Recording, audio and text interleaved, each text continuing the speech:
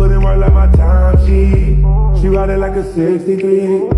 I'ma buy a new Celine, let her ride in the forest with me. Oh, she the babe, I'm her boo, and she down to break the rules. Like that, she gon' go, I'm gon' do, she finesse.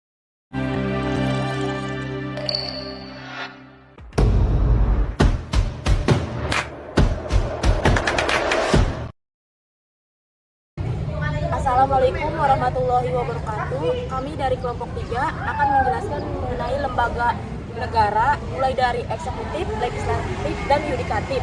Adapun anggota kelompok kami ada 4 orang. Yang pertama Eva Kurnia dengan NIM 201120110, dan di sebelah saya ada saya Nala Saumi dengan nomor induk mahasiswa 201120109. Saya dengan Anna Perlianti dengan nomor induk mahasiswa 201120108. Saya Munazika dengan NIM 201120107. Berikut penjelasan kami mengenai lembaga eksekutif, legislatif, dan yudikatif. Baik, di sini saya akan menjelaskan tentang kelembagaan negara. Kelembagaan negara merupakan sebuah struktur atau sistem yang terdiri dari lembaga organisasi atau institusi yang berfungsi untuk mengatur, mengawasi, dan menjalankan tugas pemerintah dalam negara. Kelembagaan negara terdiri dari berbagai macam institusi yang memainkan peran penting dalam mengatur kehidupan masyarakat, menjalankan kebijakan pemerintah, dan menjamin keamanan dan pengawasan negara rakyat. Lembaga negara memiliki fungsi yang sangat penting dalam menjalankan tugas negara dan mempertahankan keadilan serta keamanan negara. Beberapa fungsi lembaga negara antara lain yaitu yang pertama, fungsi legislasi, membuat undang-undang dan kebijakan publik yang berfungsi sebagai pedoman bagi masyarakat dan negara dalam melaksanakan tugasnya.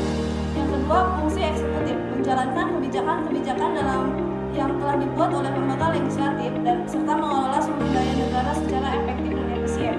Yang ketiga, fungsi yudikatif, menegakkan hukum dan keadilan, menyelesaikan perselisihan, serta memberikan kepastian hukum bagi masyarakat. Yang keempat yaitu fungsi pengawasan, mengevaluasi pelaksanaan kebijakan-kebijakan publik, menilai kinerja lembaga negara, serta memberikan saran dan rekomendasi bagi peningkatan kerja negara. Baik, di sini saya akan menjelaskan mengenai lembaga eksekutif. Yang dimana lembaga eksekutif adalah suatu lembaga yang diberi kekuasaan untuk membuat undang-undang. Yang dimana lembaga eksekutif ini berisi presiden, wakil presiden, beserta pejabat yang lainnya.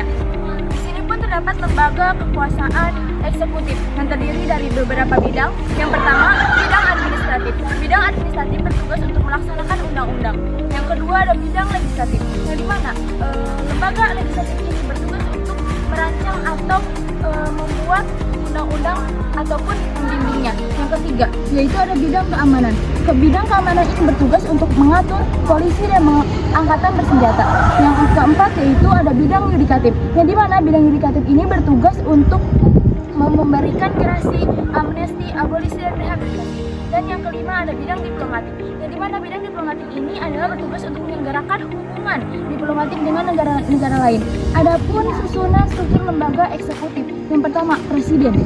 Presiden adalah pemegang kekuasaan yang paling tertinggi, yaitu sebagai kepala negara sekaligus kepala pemerintahan.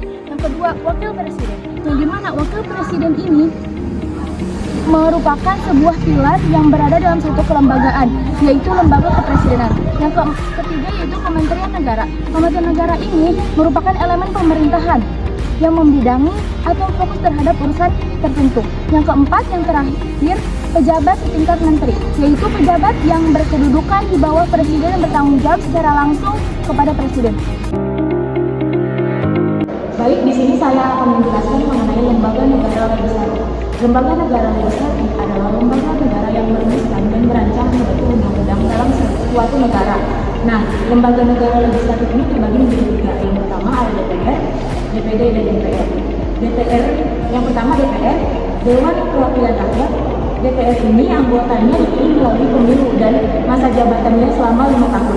DPR mempunyai tugas untuk yang pertama menyusun prolegnas atau yang kita ketahui program legislasi nasional, menyusun dan membahas RUU, menerima RUU yang diajukan DPD, menindaklanjuti hasil pemeriksaan atas pengelolaan dan tanggung jawab keuangan negara, lalu mengawasi pelaksanaan UU, APBN, dan kebijakan pemerintah. Lembaga negara yang kedua yaitu Dewan Perwakilan Daerah atau yang kita kenal DPD. Sebenarnya DPD ini sama saja seperti DPR. Ia dipilih melalui pemilu dan mendapat keterwakilan antar provinsi. Masa jabatan anggota DPD ini 5 tahun, dan pada pasal 22C dan pasal 22D dalam Undang-Undang 1945 bahwa tugas DPD ini untuk merancang atau menetapkan undang-undang otonomi daerah. Lalu lembaga yang ketiga, Majelis Permusyawaratan Rakyat atau yang kita kenal MPR. Sebelumnya MPR ini berkedudukan paling tertinggi, akan tetapi sekarang MPR sejajar dengan lembaga-lembaga lainnya. Nah, MPR ini menjalankan fungsi yang pertama, fungsi sebagai dalam menjalankan tugasnya. MPR ini menjalankan fungsi yang pertama melantik presiden dan wakil presiden yang menang melalui pemilihan umum. Lalu ia juga memiliki tugas untuk merancang Undang-Undang Dasar 1945. Baik, saya akan menjelaskan mengenai materi lembaga negara yudikatif. Lembaga negara ini merupakan suatu badan dengan sifat yuridis yang berfungsi untuk mengadili penyelewengan konstitusi dan peraturan perundang-undangan oleh institusi pemerintahan. Lembaga yudikatif ini terbagi menjadi 3 bagian lembaga. Yang pertama itu ada Mahkamah Agung, yang keduanya yaitu Mahkamah Konstitusi, dan yang ketiganya itu Komisi Yudisial. Untuk Mahkamah Agung, yaitu Mahkamah Agung merupakan lembaga tinggi negara yang memegang kekuasaan kehakiman. MA diketuai oleh Ketua Hakim Agung sebagai pengadilan negara tertinggi. MA ini merupakan pengadilan kasasi yang bertugas membina keseragaman dalam penerapan hukum melalui putusan kasasi dan peninjauan kembali, menjaga agar semua hukum dan undang-undang di seluruh negara Indonesia diterapkan secara adil, tepat, dan benar. Yang keduanya yaitu Mahkamah Konstitusi. Mahkamah Konstitusi ini merupakan lembaga yudikatif yang memiliki kewenangan sebagai pengadilan pada tingkat pertama dan terakhir, di mana keputusannya ini bersifat final untuk menguji undang-undang.